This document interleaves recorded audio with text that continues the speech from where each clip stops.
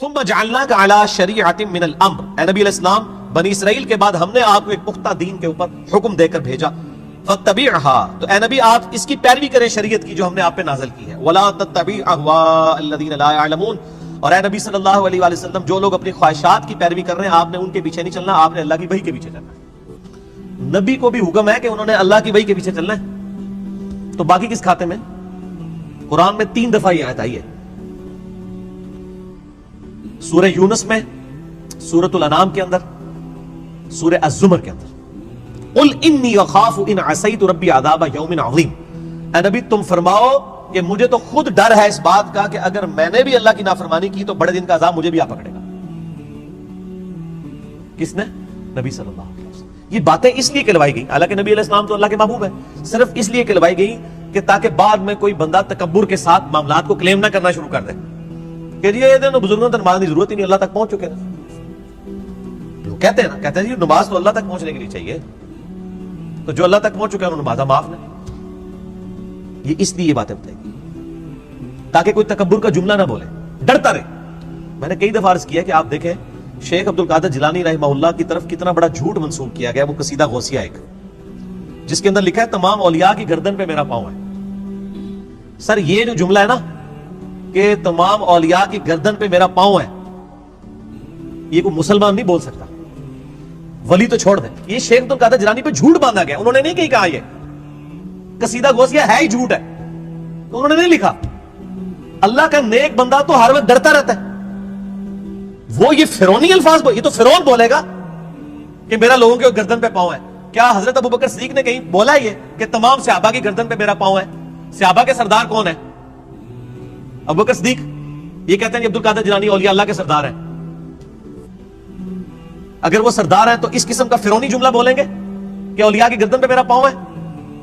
استغفر اللہ۔ یہ جملہ بولتے ہی بندہ اپنے ایمان کی فکر کرے، یہ سب کا سب فراڈ ہے، یہ ہے جھوٹ ہے، انہوں نے نہیں بولا۔ انہوں نے جو کچھ بولا وہ میں آپ کو بتاتا ہوں۔ ان کو کسی نے آگے بتایا کہ عبد القادر عید کا چاند نظر آ گیا، انہوں نے کہا میری عید تو اس دن ہوگی جس دن میں اپنا ایمان بچا کے قبر میں اتر جاؤں۔ سر جو اللہ کا ولی ہوتا ہے اس کو اپنی فکر لگی رہتی ہے، وہ اتنا اکڑ خون نہیں ہوتا کہ لوگوں کو کہتا پھرتا ہے، یہ سب جھوٹ ہے۔ اور جو انسان اپنا پیشاب نہیں روک سکتا کوئی جملہ بول سکتا ہے کہ تمام اولیاء کی گردن میں میرا پاؤں ہے؟ دنیا کا کوئی ولی کوئی بزرگ اپنا پیشاب روک سکتا ہے؟ Not at all. اگر کوئی ہے تو آئے لائیں ہمارے سامنے پیش کریں، پیشاب روک کے بتائے کچھ۔ انسان تو اتنا کسپرسی کیا لوگ ہے۔ اسی لیے دیکھیں کہ آپ لوگ جب بیمار ہوتے ہیں آپ کو اٹھا کے ان کے پاس لے جاتے ہیں، اور یہ لوگ بیمار ہوتے ہیں تو شفا انٹرنیشنل میں علاج کرا رہے ہوتے ہیں۔ آپ کے جب پیر صاحب بیمار ہوتے ہیں ان کو اسپتال نہ لے کے جایا کرو، ان کو بھی پھر کسی مزار پہ لے جایا کرو نا، نہیں لے کے جاتے۔ یہ آپ کو انہوں نے چکر چلائے ہوئے سارے، ان کو پتا ہے کچھ نہیں ہونا۔ میں تو جتنے بڑے بڑے ادھر دیکھتا ہوں نا سب کے آپریشن ہاسپٹلز میں ہو رہے ہوتے ہیں، اور عام ہاسپٹل میں نہیں، آغا خان ہاسپٹل میں، شفا انٹرنیشنل میں، جدھر ہم لوگ تو ایک دن کی فیس نہیں دے سکتے۔ تو سر یہ تو بزرگ ہے نا، یہ کیوں اسپتالوں میں علاج کراتے ہیں؟ یہ تو لوگوں کو پھوکے مار کے صحیح کر رہے ہوتے ہیں، اپنے آپ کو بھی ٹھیک کریں۔ اپنا پیشاب بند ہوتا ہے، اپنے گردے خراب ہوتے ہیں تو ٹھیک کریں نا پھوک مار کے، ڈاکٹروں کے پاس کیوں جاتے ہیں؟ پھر تو اس کا مطلب یہ کہ ڈاکٹر ان سے بڑے بزرگ ہیں نا جو بزرگوں کو بھی ٹھیک کر رہے ہیں۔ ٹھیک ہوگا؟ وہ سب اللہ کے بندوں گیم چلائی ہوئی ہے۔ اللہ سے مانگے، اسباب اختیار کریں۔ دوائی کرنا سنت ہے اور دوائی پہ یقین نہ رکھنا فرض ہے۔ اسباب آپ نے اختیار کرنے، پانی کے بغیر پیاس نہیں بجھے گی، یہ سبب ہے، لیکن پانی پینے کے بعد بھی کوئی گارنٹی نہیں کسی کی پیاس بجھ جائے۔ گنہگار بندے کی موت کا وقت قریب آتا ہے نا تو روایتوں میں آتا ہے کہ اسے اگر سمندروں کا پانی بھی پلا دیا جائے نا اس کی پیاس نہیں بجھے گی۔ جب اللہ نے پیاس نہیں بجھنے دینی تو سبب یہ اختیار کریں گے، لیکن نظر مسبب الاسباب پہ۔ انہم لن یغنوا عنک من اللہ شیئا، یہ لوگ اللہ کے مقابلے پر اے نبی علیہ السلام آپ کو کچھ فائدہ نہیں پہنچا سکتے۔ وان الظالمین بعضهم اولیاء بعض، اور ظالم لوگ بعض بعض کے دوست ہیں۔ واللہ ولی المتقین، جبکہ اللہ جو ہے وہ پرہیزگاروں کا دوست ہے۔ جس طرح کافر ایک دوسرے کو سپورٹ کرتے ہیں اللہ تعالیٰ بھی اپنے بندوں کو سپورٹ کرتا ہے، لیکن وہ اللہ کا بندہ بنے، فرعون نہ بنے۔ اللہ کا بندہ کون ہوتا ہے؟ جو لوگوں کو اللہ کے ساتھ جوڑتا ہے، جو اپنے ساتھ جوڑے، اپنی عبادت کروائے، اپنے سامنے جھکوائے، اپنے پاؤں چموائے، وہ تو اپنی عزت کروا رہا ہے۔ ترمذی میں حدیث ہے، انس بن مالک کہتے ہیں کہ نبی علیہ السلام کے استقبال میں ہم کھڑے نہیں ہوتے تھے کیونکہ آپ نے منع کیا تھا، اب ہم اس کو برا سمجھتے تھے۔ ہزاروں صحابہ کی موجودگی میں نبی علیہ السلام تشریف لاتے تھے، آپ کے استقبال میں کوئی نہیں کھڑا ہوتا تھا. یہاں ایک چھوٹا سا یعنی لوگوں کا بنایا ہوا بزرگ جو لوگوں کے نذرانے پہ اپنی گاڑی چلا رہا ہوتا ہے، لوگوں کے نذرانے پہ اس کی گزر بسر ہو رہی ہوتی ہے، وہ کسی مسجد میں چلا جائے لوگ کھڑے ہو کے نعرے مارنا شروع کر دیتے ہیں. اور کدھر نعرے مارے ہوتے ہیں؟ مسجد میں. گھر اللہ کا ہے اور تعظیم کس کی ہو رہی ہے؟ اس مخلوق کی جو نعرہ مارنے والوں کے چندے پہ چل رہی ہے. اسی لیے میں کہتا ہوں نا، لوگوں نے وہ گاڑیوں کے پیچھے لکھوایا ہوتا ہے نا نگاہ مرشد. مرشد کو بھی چاہیے وہ اپنی گاڑی کے پیچھے لگوائے نذرانہ مریدین. آپ آج نذرانے بند کریں، ان کا تو کوئی سورس آف انکم ہی نہیں ہے. اکثریت کا کوئی سورس آف انکم نہیں ہے، نہ ان کے بچے پڑھے لکھے ہوتے ہیں، نہ یہ خود پڑھے لکھے ہوتے ہیں. ان کو 10,000 کی نوکری نہیں کہیں مل سکتی، لیکن سٹیٹس وہ روزانہ کے لاکھوں روپے خرچ کر رہے ہوتے ہیں. کہاں سے؟ آپ سے. تو صرف ان کو چاہیے نا جب اپنی گاڑی میں بیٹھے تو گاڑی کے پیچھے لکھے مریدین کے نذرانوں کی برکت سے. آزا من فضل ربی تے نہ لکھنا تے نہ مرید نے لکھنا ہے، وہ تو توفیق نہیں کسی نے ہونی. اصل تو یہ ہونا چاہیے آزا من فضل ربی. تو اگر اتنے مریدین لکھ رہے ہیں نگاہ مرشد، تو پیر بھی لکھ دے نذرانہ مرید کی برکت سے، جو سچائی ہے. دوسرے والی تو آئی جھوٹ ہے نگاہ مرشد کے. جس مرشد کو تسی پال رہے ہو مرشد تو کس نے پال سکتا ہے؟ اللہ پال رہا ہے، اللہ دے رہا ہے. اللہ کافروں کو بھی دیتا ہے، اللہ مسلمانوں کو بھی دیتا ہے. اللہ جانوروں کو بھی دیتا ہے، اللہ درختوں کو بھی دیتا ہے. سب اللہ دینے والا ہے. اللہ طرف ہمارا ہے واللہ ولی المتقین، اللہ تعالیٰ پشت پناہ ہے پرہیزگاروں کا. ھذا بصائر للناس، یہ لوگوں کے لیے بصیرت افروز باتیں ہیں، آنکھیں کھولنے کے لیے. وہدی ورحمۃ لقوم یوقنون، اور ہدایت اور رحمت ہے یہ قرآن ان لوگوں کے لیے جو بات یقین کرنا چاہیں. جنہوں نے نہیں ماننی ان کے لیے قرآن میں کوئی ہدایت نہیں. ام حسب الذین اجترحوا السیئات ان نجعلهم كالذین آمنوا وعملوا الصالحات سواء محیاهم ومماتهم، کیا وہ لوگ جو برائیوں کا ارتکاب کرتے ہیں کیا ہم ان کو ویسا ہی بنا دیں گے کہ جو ایمان لائیں اور نیک اعمال کریں، کہ یکساں ہو جائے دونوں کا جینا اور مرنا؟ نہیں. دنیا میں بھی بادشاہ جو ہوتے ہیں وہ اپنے تابع فرمان بندوں کو نوازتے ہیں، دشمنوں کو سزا دیتے ہیں. تو اللہ فرماتا ہے جو میرے ماننے والے ہیں وہ اور جو میرے نہ ماننے والے ہیں میرے نافرمان، ان کو میں برابر کر دوں گا. ان کی زندگی اور موت برابر ہوگی؟ نہیں. زندگی ہو سکتا ہے کافر کی بہتر ہو، لیکن مرنے کے بعد ایمان والے اور نیک عمل کرنے والے کے لیے آخرت میں اللہ کا انعام. ساء ما یحکمون، کتنا برا حکم تم لگا رہے ہو اگر تمہارے دماغ میں کہیں یہ بات ہے کہ یہ لوگ برابر ہو سکتے ہیں. وخلق اللہ السماوات والارض بالحق، اور اللہ نے آسمان اور زمین کو پرپسفل پیدا کیا ہے. وَلِتُجْزَى كُلُّ نَفْسٍ بِمَا كَسَبَتْ، تاکہ بدلہ دیا جائے ہر جان کو جو اس نے کمایا. وَهُمْ لَا يُظْلَمُونَ، اور کسی پہ ظلم نہیں ہوگا. یہ اللہ نے ایک لائن کے اندر مقصد بیان فرما دیا ہے کہ زمین و آسمان کی پیدائش کا مقصد یہ ہے کہ اللہ تعالیٰ آزمائے گا کون نیک عمل کرتا ہے، اس کے بعد اللہ تعالیٰ نیک عمل والے کو اس کے عمل کا بدلہ دے گا، برے عمل والے کو اس کے عمل کا بدلہ دے گا.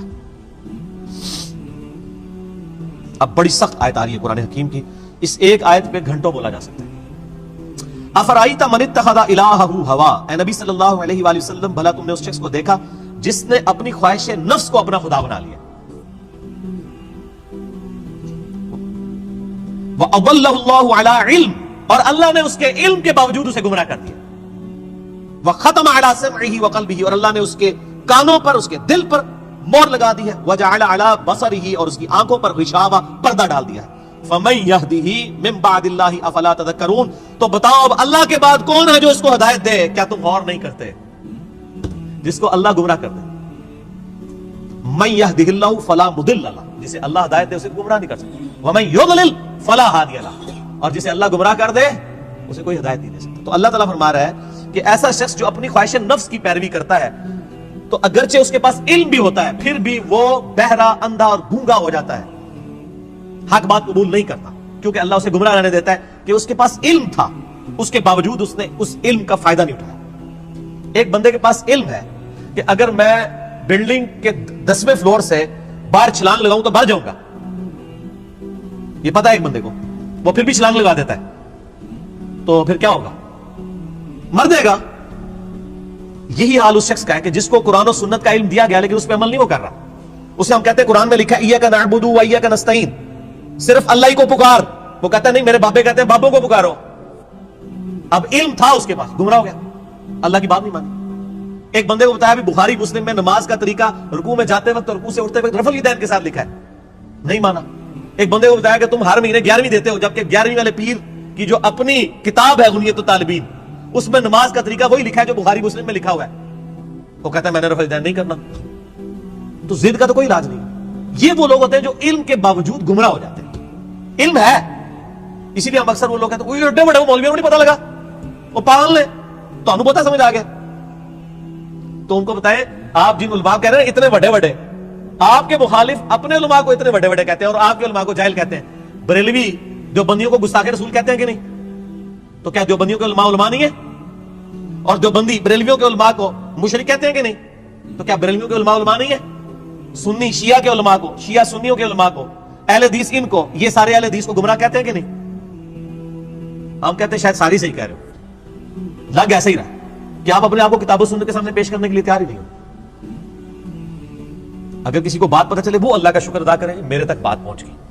مجھے اس سے کوئی غرض نہیں ہے کہ دنیا کیا کر رہی ہے, مجھے صرف اس چیز سے غرض ہے کہ میرے نبی نے کیا مجھے حکم دیا ہے صلی اللہ علیہ وآلہ وسلم. اور نبی جو امت کو دے کے گئے کوئی بابا نہیں دے کے گئے. حجۃ الوداع کے موقع پہ کیا فرمایا؟ میں اپنے باتوں میں 2 چیزیں چھوڑ کے جا رہا ہوں. کیا 2 بابے, 2 مولوی, 2 شیخ القرآن, 2 بزرگ, 2 صوفی؟ نہیں. کہا اللہ کی کتاب, اس کے نبی کی سنت, اس کو پکڑو گے ہدایت پہ رہو گے, اس کو چھوڑ دو گے گمراہ ہو جاؤ. تو دین تو یہ ہے. ایک بندہ آپ کو قرآن سکھا تو رہا ہے لیکن خود قرآن میں عمل نہیں کر رہا, تو اس کا قرآن کا سکھانا کیا ہے؟ میں آپ کو کلمہ پڑھا کے مسلمان کر دوں, جب آپ مسلمان ہو اور میں آپ کو بتاؤں کہ یہ اللہ کی کتاب ہے, آپ کتاب کھول کے مجھے کہیں گے آپ نے مجھے مسلمان تو کیا لیکن اس کتاب میں جو کچھ لکھے آپ تو اس پہ عمل ہی نہیں کر رہے, تو آپ اس کو کیا یہ کہیں گے کہ میں تم کلمہ پڑھایا اس واسطے میں جو کہوں گا وہی صحیح ہے, یہ کہیں گے یا قرآن کو مانیں گے؟ کلمہ پڑھانا تو اپنی جگہ. بخاری مسلم حدیث ہے اللہ تعالیٰ فاسق سے, بدکار شخص سے بھی دین کا کام لے سکتا ہے. اگر کسی نے کسی کو کلمہ پڑھایا یہ اس کی بزرگی کی دلیل نہیں ہے. اگر کوئی کہتا ہے آج ڈاکٹر ذاکر نائک نے ہزاروں لوگوں کو کلمہ پڑھایا, بریلوی دیوبندی اس کو بزرگ کیوں نہیں مان لیتے؟ پھر تسی بھی جھوٹ مارنے بند کر دو. 90 لاکھ نو کلمہ پڑھایا, وہ تو 90 لاکھ بادی کوئی نہیں سی. اگر آپ نے کلمہ پڑھانے کو کسی کی بزرگی ماننا ہے تو ڈاکٹر ذاکر نائک نے ہزاروں لوگوں کو کلمہ پڑھایا نا, تو کیا بریلوی دیوبندی اور شیعہ مان لیں گے اسے بزرگ؟ تو سر بریلوی دیوبندی اگر اپنے بابوں کو کہتے ہیں اتنوں کو کلمہ پڑھا رہے, تسی بھی اپنے بوجھے رکھو. پھر وہ کہنے کے نہیں جی کلمہ پڑھانے لگے ہوتا ہے تے وہ بد عقیدہ ہے نا, تو سر تسی بھی تواڈے کلمہ پڑھانے لگے ہوتا ہے, تواڈے بھی اگر بد عقیدہ نے تو کوئی فرق نہیں پڑتا. فرق کس سے پڑتا ہے؟ قرآن و سنت سے. اللہ کے نبی کے قدموں تک پہنچو, کسی بابے کے قدموں تک نہیں. اس لیے فرمایا تم میں 2 چیزیں چھوڑ کے جا رہا ہوں, اللہ کی کتاب, اس کے نبی کی سنت. قیامت تک کے لیے 2 چیزیں, جو اس پہ عمل کرے گا ہمارے سر کا تاج ہے, اور جو عمل نہیں کرتا گستاخ رسول ہے. اصل میں گستاخ وہ ہے. ٹھیک ہو گیا جی, آگے چلیں. اللہ تعالیٰ فرماتا ہے وَقَالُوا مَا هِيَ إِلَّا حَيَاتُنَا الدُّنْيَا, اور یہ لوگ تو کافر کہتے ہیں کہ بس دنیا کی زندگی ہے, نموت وَنَحْيَا, ہم اسی میں مرتے ہیں اور جیتے ہیں, وَمَا يُهْلِكُنَا إِلَّا الدَّهْرُ, اور ہمیں جو ہلاک کرتا ہے نا وہ زمانے کی گردش کرتی ہے, یعنی جب ٹائم پورا ہوتا ہے تو ہم مر جاتے ہیں. کوئی یہ زندگی موت کا نظام کسی خدا نے کنٹرول نہیں کیا ہوا, نہ قیامت قائم ہونی ہے. نعوذ باللہ. وَمَا لَهُمْ بِذَلِكَ مِنْ عِلْمٍ, حالانکہ ان کے پاس علم کی رتی بھی نہیں ہے. اگر ان کے پاس علم ہوتا تو ان کو پتا چلتا یہ نظام کسی کے بنانے سے بنایا گیا.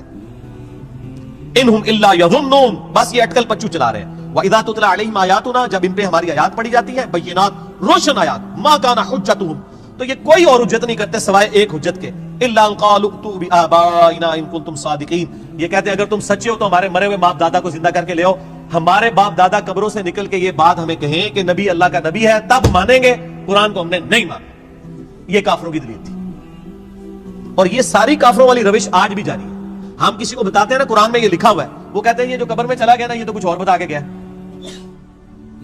تو یہ نکل کے اگر ہمیں کہیں دیکھ لو کافر بھی یہ کہہ رہے ہیں تے پائی اور نہ سی انہوں نے قبر تو باہر کاٹ سکتے ہیں, اسی تو ہی دسنا جو اللہ نبی دس کے گئے ہیں قرآن پاک. اور قیامت تک کے لیے محفوظ صرف اللہ کی کتاب ہے, کسی بزرگ کی تعلیمات بھی محفوظ نہیں ہے. اتنے جھوٹ بزرگوں کے اوپر باندھے گئے ہیں. اسی لیے قرآن پاک میں کئی جگہ ہے کہ بزرگ قیامت والے دن خود اپنے ماننے والوں کے دشمن ہو جائیں گے. 2.25 ارب عیسائی کہہ رہے ہیں حضرت عیسیٰ اللہ کے بیٹے ہیں, تو حضرت عیسیٰ ان لوگوں کے دشمن بنے گے کہ نہیں؟ کیونکہ حضرت عیسیٰ کی تو یہ تعلیمات نہیں ہے. شیخ عبد القادر جیلانی کی کہیں تعلیمات نہیں کہ آپ کو المدد یا غوث اعظم دستگیر شیئا للہ, کہیں ان کی تعلیمات نہیں, تو شیخ عبد القادر جیلانی دشمن بنے گے. مولا علی علیہ السلام کی کہیں تعلیمات نہیں ہے کہ تم مجھے یا علی مدد کہہ کے پکارو, ان کی تعلیمات یہی ہے ایاک نعبد و ایاک نستعین. مولا علی بھی اللہ کو پکارتے تھے, مولا علی کا ماننے والا بھی وہی ہوگا جو اللہ کو پکارے.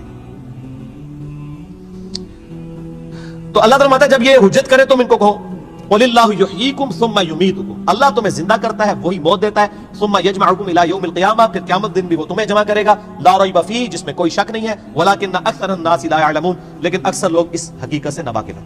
اللہ نے فرمایا کہ بھئی یہ بتا دو کہ اللہ میں اور باقی ہستیوں میں یہ فرق ہے کہ وہ زندگی اور موت دیتے ہیں,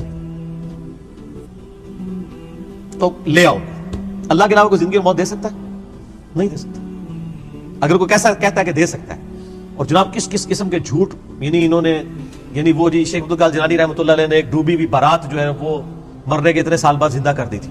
اللہ کے بندو توبہ کرو. قرآن پاک میں سورہ انبیاء کا پہلا رکوع ہے, 17واں پارہ پہلا صفحہ ہے. نبی صلی اللہ علیہ وآلہ وسلم کو کافر کہتے تھے, تم ہمیں یہ کہتے ہو نا اگلے نبیوں کے یہ معجزے کہ مردہ زندہ کرتے تھے, تم ہمیں مردہ زندہ کر کے بتاؤ پھر نبی مانیں گے. تو اللہ تعالیٰ نے فرمایا کہ ان سے فرما دو کہ معجزات اللہ کے پاس ہے, وہ کوئی معجزہ اس قسم کا نہیں. نبی صلی اللہ علیہ وسلم نے بھی کوئی مردہ نہیں کبھی زندہ کیا. حضرت عیسیٰ علیہ السلام کا قرآن میں ذکر آتا ہے کیونکہ ان کا معجزہ وہ تھا, ہمارے نبی کا معجزہ قرآن ہے, جیسا کہ موسیٰ علیہ السلام کا معجزہ عصا تھا. ویسے آپ سے کے بہت معجزات ہیں بخاری مسلم میں کہ مبارک انگلیوں سے پانی کے چشمے جاری ہو گئے, مبارک دعا سے چاند 2 ٹکڑے ہو گیا, مبارک پسینے سے خوشبو آتی تھی. یہ معجزات ہیں, مردہ زندہ کرنے والا نہیں ہے. تو یہ بعد کے لوگوں کے بارے میں آپ کلیم کر رہے ہیں کہ انہوں نے مردے زندہ کیے. آج بھی لیں کسی کو جو کہتا ہے مردہ زندہ کر سکتا ہے تو ہم اسے شہید کر دیتے ہیں, اس کی اجازت سے وہ اپنے آپ کو زندہ کر کے بتائے.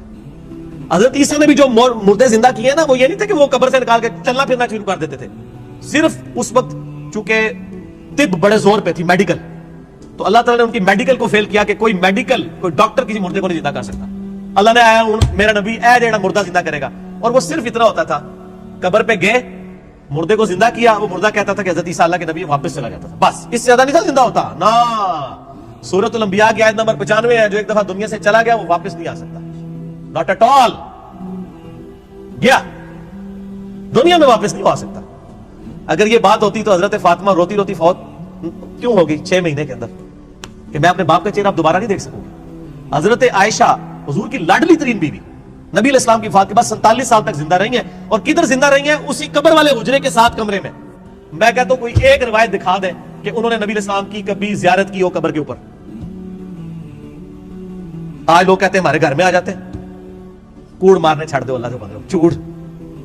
سب سے زیادہ اگر کوئی حقدار تھا تو حضرت فاطمہ تھی, حضرت عائشہ تھی, مولا علی تھے, ان سے کوئی آپ کو بات نہیں ملے گی. یہ جتنی آپ کو باتیں بتاتے ہیں ساری بزرگ بابوں سے بتاتے ہیں, آپ کو حضرت ابوبکر کی کرامت نہیں بتا رہے ہوں گے اس قسم کی, کیا ہوتی نہیں ہے. کرامت ہم مانتے ہیں, کرامت صرف یہ ہے کہ کسی کی دعا کی برکت سے کچھ ہو جائے, مرضی اللہ کی. وہ کر کے نہیں دکھا سکتا, وہ کر کے دکھا سکتا ہے تو میں نے کئی بار چیلنج کیا ہے, کوئی زندہ یا مردہ بزرگ, میں اپنا انجینئرنگ کا فارمولا لکھ کے دیتا ہوں, وہ دیکھ کے پڑھ کے بتا دے.